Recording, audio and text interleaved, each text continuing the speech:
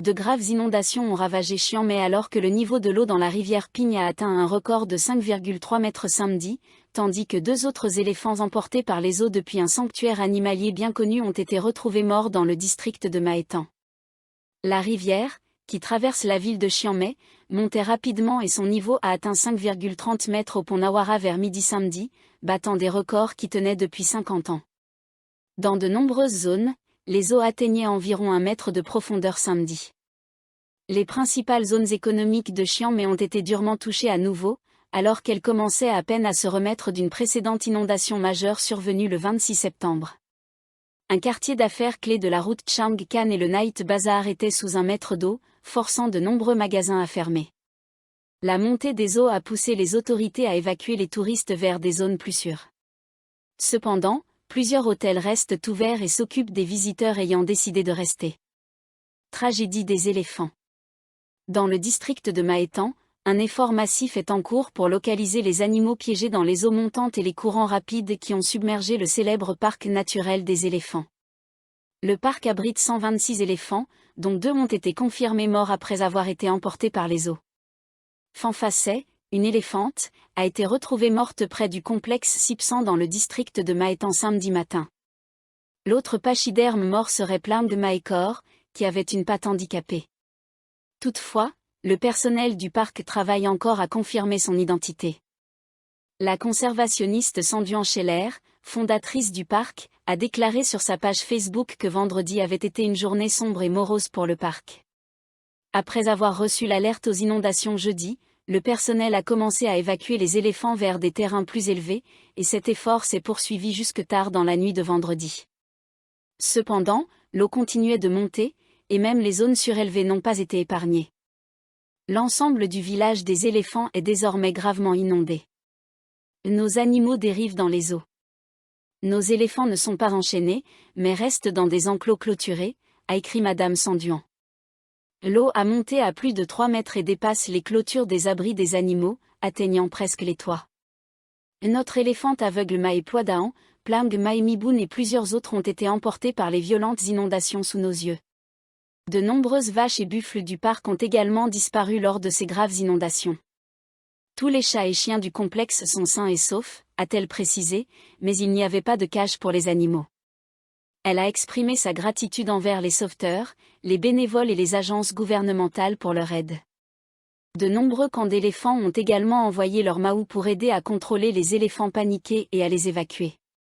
Madame Sanduan a déclaré qu'elle se sentait le cœur brisé après avoir été informée que 2 éléphants avaient été retrouvés morts.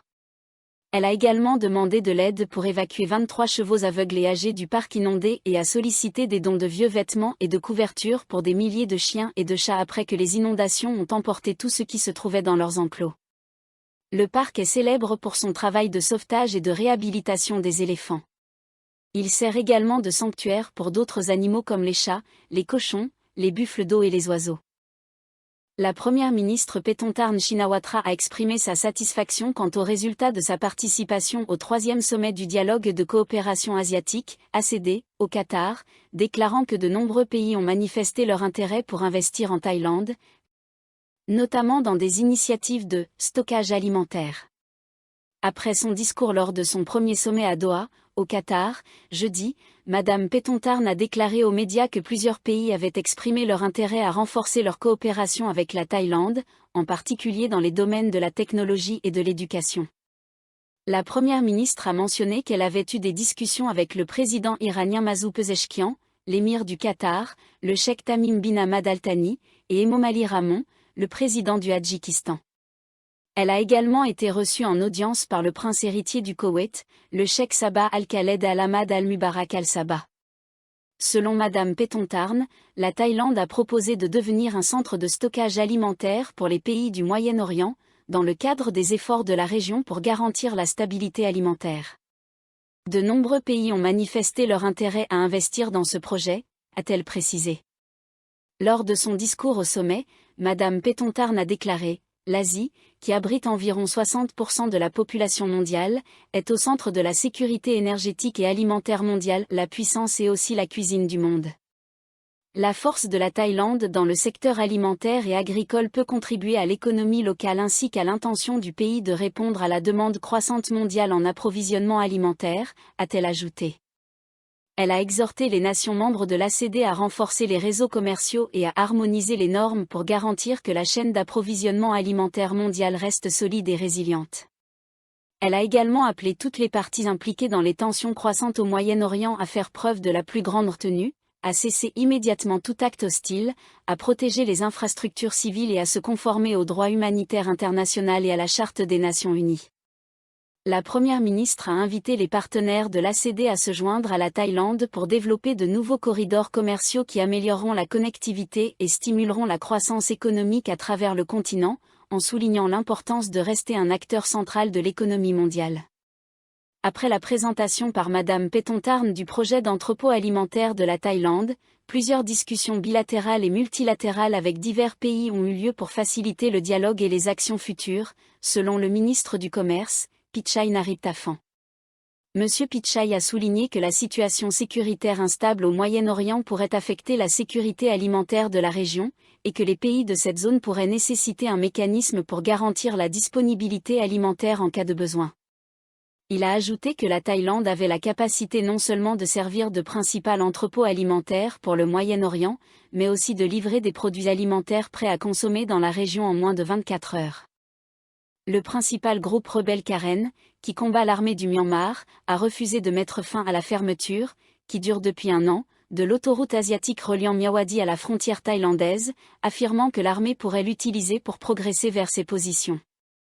Des dirigeants de l'Union nationale Karen, CNU, et d'autres groupes armés Karen, certains alliés à la junte militaire, se sont réunis fin septembre pour discuter de la réouverture de la route, selon le site d'information myanmaraise Irrawaddy.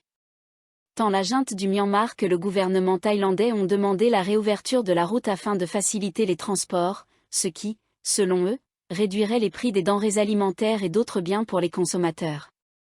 L'autoroute asiatique relie Myawaddy, située en face du district de Mae So dans la province de Tak, en Thaïlande, à Tamu, dans la région de Sagaing, à la frontière entre le Myanmar et l'Inde. Un tronçon d'environ 1 heure, de Khao Kharek à Myawaddy dans l'état Karen, est fermé depuis que la CNU et ses alliés ont attaqué Khao Kharek en décembre dernier. Le régime de Naypyidaw aurait fait pression sur ses alliés, notamment la force de garde-frontière dirigée par le seigneur de guerre Sao Chitu, pour négocier avec la CNU la réouverture de la route. D'autres groupes alliés à la junte, comme l'armée bienveillante démocratique Karen et le Conseil de paix de l'armée de libération nationale Karen, sont signataires de l'accord de cessez-le-feu de 2015 et ont participé à des pourparlers avec le régime depuis le coup d'État de 2021. La brigade 6 de la CNU, présente lors de la réunion de septembre, a refusé de rouvrir l'autoroute car la junte pourrait l'utiliser pour avancer sur Myawaddy, a déclaré une source à The Irrawaddy. Et Sao Chitu a demandé la réouverture de la route, mais les commandants de la CNU ont refusé, a-t-elle déclaré. Des combats ont été signalés sur l'autoroute aussi récemment qu'à la fin septembre entre les troupes restantes de la junte, selon des groupes de résistance. Pendant ce temps, les civils et les entreprises de transport sont obligés d'emprunter des routes de contournement en mauvais état et de payer des péages à divers groupes de milices. Il y aurait au moins 40 points de contrôle tenus par des groupes armés sur 2 routes alternatives, selon le Irrawaddy. Environ 1000 véhicules utilisent ces routes chaque jour pour traverser la frontière, et les groupes armés Karen bénéficient des péages. Les autorités ont saisi les 5 derniers bus appartenant à Chambut Retour après avoir découvert que chacun d'eux était équipé de 11 réservoirs de gaz dépassant la limite légale de 6, comme le bus scolaire qui a récemment pris feu, entraînant la mort de 23 personnes, selon le ministre des Transports, Surya Jindringreanki. Il a déclaré que la compagnie n'avait pas envoyé les bus pour inspection au bureau des transports terrestres de Lopburi, comme cela était requis jeudi après-midi. Les autorités ont donc utilisé le système GPS pour localiser les véhicules dans un garage à Nakonra Chasima. Monsieur Surya a précisé qu'à l'arrivée des responsables, des ouvriers du garage étaient en train de retirer les réservoirs de gaz des 5 bus, ce qui a conduit à la confiscation des véhicules. Selon le ministre, seuls 6 réservoirs de gaz sont autorisés par bus. Des poursuites seront engagées contre la compagnie et ceux impliqués dans ces modifications illégales, et les autorités détermineront si le garage devra faire face à des sanctions judiciaires, a-t-il ajouté. La compagnie avait été sommée d'envoyer ses bus pour inspection après l'accident tragique du bus qui a coûté la vie à 20 élèves et 3 enseignants mardi dernier. L'inspection du bus accidenté par la police scientifique a conclu qu'une fuite de gaz était à l'origine de la tragédie. Le bus était équipé de 11 réservoirs de gaz naturel comprimé, CNG, et une canalisation transportant le gaz du réservoir au moteur s'était détachée, provoquant la fuite. 6 des 11 réservoirs de CNG installés sur le bus étaient enregistrés, tandis que les autres ne l'étaient pas. Il n'y avait aucune preuve d'une explosion du pneu avant, comme cela avait été initialement rapporté, mais l'essieu de la roue avant était cassé et montrait des signes de frottement contre la surface de la route. Il n'a pas encore été déterminé ce qui a provoqué les étincelles qui ont déclenché l'incendie ni pourquoi le gaz fuyait. Le département des transports terrestres, DLT, a déclaré qu'il inspectera les 13 426 véhicules utilisant du CNG à l'échelle nationale dans un délai de 60 jours. Répondant aux préoccupations selon lesquelles d'autres entreprises pourraient retirer leurs réservoirs de gaz illégalement installés avant l'inspection, M. Surya a admis que le processus prendrait du temps mais a affirmé qu'il devrait rester des traces de manipulation. Dans un développement connexe, une commission conjointe Chambre-Sénat sur les transports doit se réunir le 25 octobre pour discuter des mesures de sécurité visant à empêcher la répétition de tels incidents tragiques et à renforcer la sécurité routière pour les étudiants et le grand public. Nicorne Chamnon, membre de la commission, s'est dit confiant que la réunion à venir serait productive et que la commission proposerait des mesures pour améliorer de manière significative la sécurité des transports. Chuan Leekpe, député démocrate de Trang, a déclaré hier que l'incendie du bus scolaire était l'une des pires défaillances de sécurité du pays et devrait servir de rappel à tous les acteurs concernés de ne pas fermer les yeux sur les violations de sécurité. Il a ajouté que les sorties éducatives organisées par les écoles ne devraient pas être annulées, mais a souligné que la sécurité devait être la priorité.